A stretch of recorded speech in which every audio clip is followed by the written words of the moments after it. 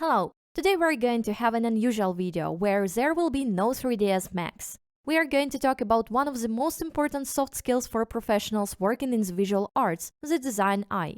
I want to emphasize how important it is to develop this skill for designers and 3D artists because it directly affects your sense of aesthetics, realism, perfection, and harmony. Why do we observe that with the same knowledge of 3ds Max and Crown, with similar designs, one specialist's visualizations look more realistic and attractive than those of the others? Because they have a better sense of harmony in the picture, they see better how to convey every material, glare, composition, and shape in the frame. The good news is that the design eye can be improved, trust my experience. So, a brief outline. We systematically start looking at and analyzing what photos and images we like. The more and more regularly we'll look at pictures, the more our brain is filled with information and processes it. Every day we replenish this source of visual information, which later helps us distinguish between what is more beautiful and what is not. It is a filter through which everything we see passes and is sorted, figuring out which effect looks realistic. We can understand what we like and can develop our style of delivery. Now let's move on to the question of how we can improve the design eye. First, before the start of the working day and in the evening, I have a tradition of looking at various interior photos on Instagram, Pinterest, and other websites. I will leave the links in the post. I've been doing this every day for over 6 years now. I emphasize that it is photos, not other 3D visualizations. Right away, I save the pictures or take screenshots of the ones I like, and then try to figure out why this particular picture caught my attention. If I take this picture as an example, I realize that I like the cleanliness, the minimal difference in materials, the thin lines and seams, and the single accent of wood. I like the next photo because of its graphic composition, where each element is in place. I like the brasseries, the very beautiful shade of wood, and the same material on the ceiling and walls. The third shot, the contrast immediately attracts me, and you can see how contrasting the lighting is, because we have a very clear angle between the light side and the shadow on the wall. Pay attention to this, because I always try to convey this contrast in white interiors. That's why the walls will be gray in the shadows, not white, as customers sometimes want. I use the same technique to find ideas for design. However, I don't consider the whole picture, only its interesting parts.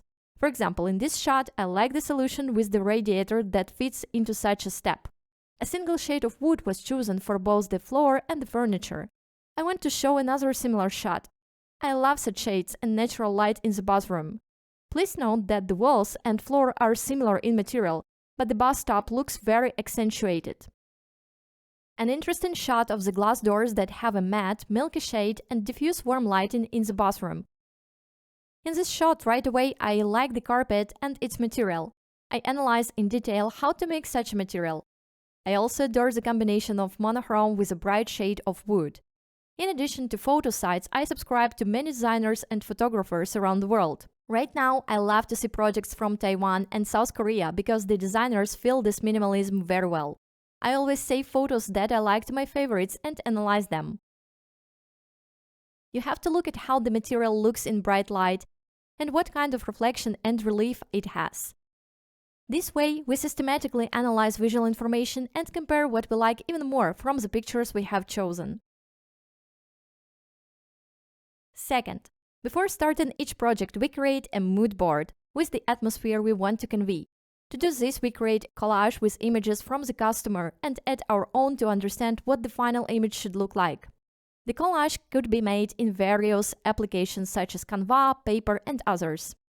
This collage should always be in front of your eyes when creating a visualization. Also, when creating a visualization, we are guided by the principle of from general to specific. Try to create lighting in the rooms at the stage when there is a floor, walls, ceiling, windows, and doors, but no furniture and decor yet. And then, when we create the lighting, we add larger spots, a bed, a sofa, some panels on the walls, cabinets, and then lamps, chairs, and so on. You will constantly maintain a balance in the space and understand which of the objects stands out and spoils the overall impression, rather than putting all the furniture in and then not knowing why the picture looks flat and strange. Try to keep the frame clean and not fill it with small details. I recommend introducing such collages into your work or putting them as one of the conditions of the technical task, because it's very important to understand how the designer wants to see the final picture. These were some small recommendations on Design Eye. Bye-bye.